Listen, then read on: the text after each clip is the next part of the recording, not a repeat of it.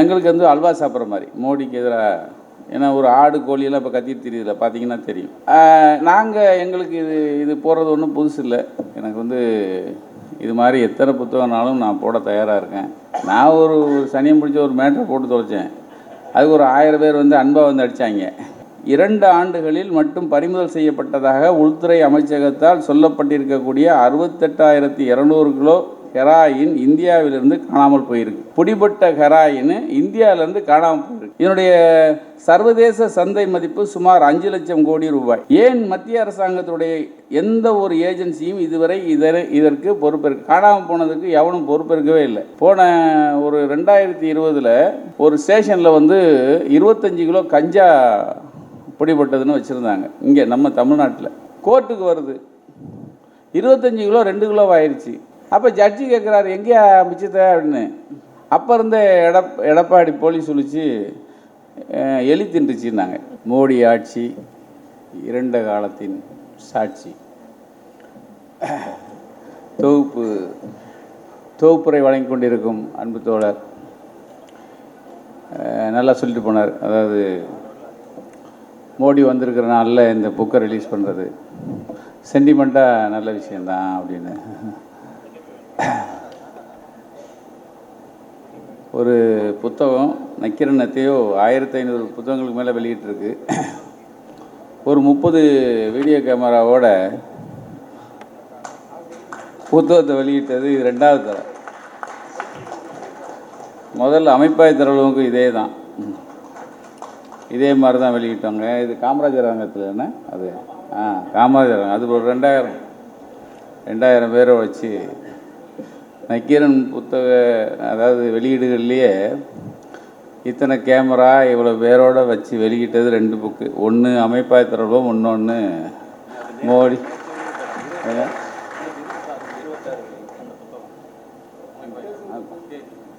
இல்லைண்ணே, எங்கள் வெளியீட்லேயே 2 புத்தகம் மட்டும்தானே இத்தனை கேமராவோட வெளியிடுறது. அதுக்காக சாட்சி, அதுக்காக நன்றி. இது எல்லாத்துக்கும் காரணம் நடுநாயகமாக உட்காந்துருக்கிற எங்கள் திருமானன் வீரபாண்டியனை சொல்லிட்டு போனால் பாருங்கள். சிபிஐ வீரபாண்டியனை மனிதர்களை படிக்கணும் அப்படின்னு சொல்லி நீங்கள் வந்த நேரத்துலேருந்து அவரை பார்த்துட்டு இருந்தேன். நானும் பார்த்துட்டே தான் இருப்பேன் எப்பயுமே. அவர் கொஞ்சம் வேடிக்கை பார்ப்பேன் நான். மனுஷன் வந்து ஒரு குழந்த மாதிரி. பார்த்திங்கன்னா மேடை பாடினவரை கூப்பிட்டாரு, போதும் நிறுத்து, எவ்வளோ நேரம் வெயிட் பண்ணுறாங்க, நிறுத்திருந்தார். அவர் கெஞ்சிக்கு எதிரி ஒரு பாட்டுனார். சரி போய் தொலை, ஒன்றை பாடு, போய் தொலை. நான் அதாவது இந்த வார்த்தையில் சொல்ல, பாடிக்கோ என்னார். அப்புறம் பார்த்தாரு மேடை, யோ இந்த பாட்டு பாடுறவங்க எல்லோரும் முதல்ல வெளியேறு அப்படின்னாரு. நானும் கிட்டக்கிருந்து பாடிட்டே தான் இருந்தேன். அதுக்கப்புறம் இப்போ அவரே தலைமை பொறுப்பு எடுத்துட்டார். கை தட்டுறதுக்கும் அவர் தான் முதல்ல கட்டுறாரு. எங்கள் சிவராசர் பேசணுன்னே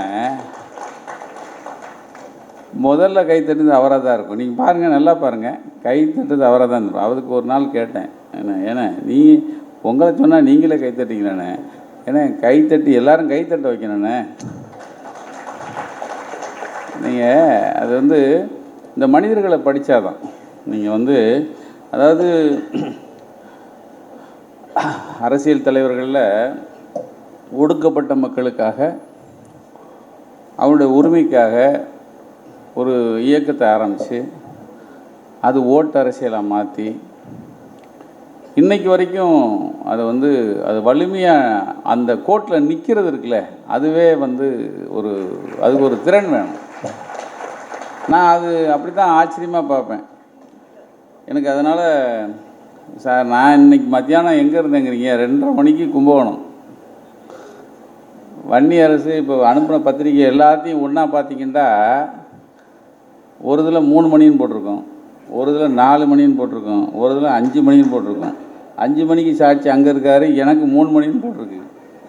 எங்கள் வீட்டம்மா வரும்போது சொன்னாங்க, நானும் என் பிள்ளையெல்லாம் கும்பகோணம் பக்கத்தில் இந்த திருமணஞ்சேரி இந்த இதுக்கெல்லாம் போகணுன்னு சொன்னாங்க. அப்போ என்னங்க 3 மணி போட்டிருக்கு, எப்போ போய் சேர போகிறீங்க? நாங்கள் இல்லை எங்கள் திருமணம் லேட்டாக வரும், நான் அப்போ போய் சேர்ந்துக்குவேன். அப்போ பெருங்களத்தூருக்கு 5:45 வந்துட்டேன் பஸ்ஸில், காரில். அங்கேருந்து மீனம்பாக்கம் வர்றதுக்கு 6:30 ஆச்சு. 6:45 ஆகிப்போச்சு. சரி, இன்னும் வந்த ஏன்னா 3 மணியும் போட்டுக்காரே, இது எனக்கு பாட்டு கச்சேரிலாம் போகிறது தெரியாது. அப்போ நான் என்ன பண்ணேன், சரின்னு என் மக ஒரு நல்ல ஐடியா கொடுச்சி, அப்பா மீனம்பாக்கத்தில் இறங்கி மெட்ரோவில் போயிடுவோம் அப்படின்னாங்க. Super idea. மெட்ரோவில் வந்து தேனாம்பேட்டில் இறங்கினேன். தேனாம்பேட்டிலேருந்து ஒரு ஆட்டோவில் வந்தேன். கரெக்டாக 7:20க்கெலாம் வந்துட்டேன். நல்ல வேலை பாட்டு போயிட்டு இருந்துச்சு. நான் வந்தவொடனே சிவராஜ் கேட்டேன், என்ன 3 மணிலேருந்து போதான்னு. இல்லைண்ணா 5 மணிலேருந்து போகுதுன்னாரு. சரி, நல்ல விஷயம். எல்லா பெருந்தலைகள்லாம் உட்காந்துருக்கீங்க. வேல்முருகன் வந்துட்டாங்க. கேபி இப்போ தான் வந்துட்டு போகிறாரு. எங்கள் காசிமுத்து மாணிக்கம், எங்கள் ஜவஹர்லால். அதாவது கஷ்டத்தில் கை கொடுத்தவங்க கொஞ்சம் பேராக இருப்பாங்க, கை கொடுக்குறவங்க கொஞ்சம் பேராக இருக்கும். எனக்கு ஒரு பெரிய கஷ்டம் வந்துச்சு. நான் ஒரு சனியம் பிடிச்ச ஒரு மேட்டரை போட்டு தொலைச்சேன். அதுக்கு ஒரு 1000 பேர் வந்து அன்பாக வந்து அடித்தாங்க. அந்நேரம் யாரும் கிட்டக்க வரல. ஒரு 4 பேர் வந்தாங்க தூக்குறதுக்கு. 1 கலைஞர், 2 காங்கிரஸ் ஞானதேசிகன், 3 எங்கள் மீசை திருமாண்ணன், 4 எங்கள் ஜவஹர்லால். 4 பேர் நமக்கு அடிபட்டாலும் தூக்குறதுக்கு வந்துட்டாங்க. 4 பேர் தான் அறிக்கை விட்டது. 4 பேர் தான் நமக்காக வந்து அதாவது எதிர்ப்பு தெரிவிச்சது, நம்மளை அடிச்சது. ஆக அந்த கஷ்டத்தில் கை கொடுக்குறவங்களுக்கு நம்ம கூட நிற்கணும்னு நினைப்பேன். அந்த ரீதியில் தான் எனக்கு வன்னியரசு நம்ம தோழர், எங்கள் ஊருக்காரரு. அவரை நிறைய புக்கை எழுதணும்னு வேற சொல்லிவிட்டாங்க. அவர் இதே ஆக்சிடெண்ட்டில் தான் எழுதினது. இப்போ நான் எப்படி சொல்ல, நிறைய எழுதணும்னா அது பாவிப்பைய போகும்போது சொல்லிட்டு போடாயா அப்படின்னு வந்துடக்கூடாது. எங்காலும் அமைப்பாய் தருவன்னு ஒன்று எழுதினார். அதுக்கப்புறம் அந்த ஏரியாக்குள்ளே போகல. நமக்கு நல்லா விற்கிற புக்கில் அது ஒன்று தாங்க.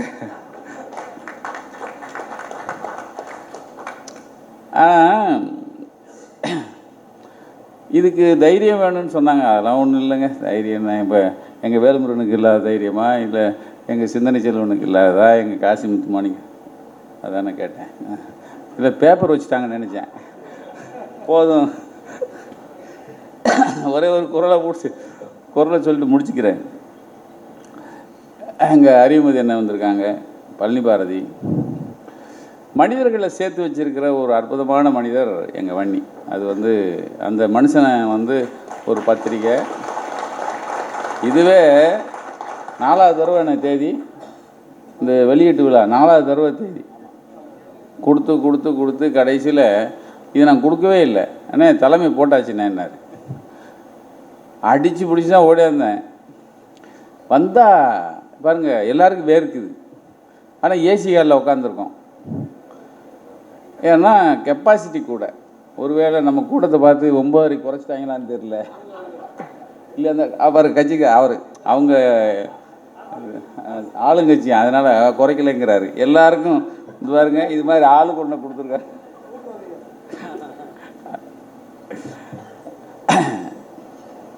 ஐயன் திருவள்ளுவர் ஒரு குறளில் சொல்வார், அருமறை சோறும் அறிவிலான் செய்யும் பெருமிறை தானே தனக்கு அப்படின்னு சொல்லி. அறத்துக்கு எதிராக நடக்கும் அறிவற்றவர்கள், அதில் அறிவிலிகள்னு சொல்லியிருக்கார் கலைஞர், நான் அறிவற்றவன் சொல்கிறேன், தமக்குத்தாமே பெருந்துன்பத்தை தேடிக்கொள்வார்கள் என்பது இந்த குறளுடைய பொருள். அது மோடிக்கு தான் சாட்சாமாக இது பொருந்தும். நுனிக்கொம்பர் ஏறினார் அக்திரந்தூக்கின் உயிருக்கு இறுதியாக விடும் அப்படின்னு இன்னொரு குறளை சொல்வார். அவங்க ஏறிக்கிட்டே இருக்காங்க. இந்த 2024 எங்களுக்கு தான் சொல்கிறாங்க. நுனிக்கம் போயிட்டாங்க. அது இந்த மேடையில் இருக்கிற இந்தியா கூட்டணியினால் உடையும் அப்படிங்கிறது ஒரு ஒரு மிகப்பெரிய. இந்த புத்தகம் வந்து மோடி எங்களுக்கு வந்து அல்வா சாப்பிட்ற மாதிரி மோடிக்கு எதிராக. ஏன்னா ஒரு ஆடு கோழியெல்லாம் இப்போ கத்திட்டு தெரியுதுல, பார்த்தீங்கன்னா தெரியும். நாங்கள் எங்களுக்கு இது போடுறது ஒன்றும் புதுசு இல்லை.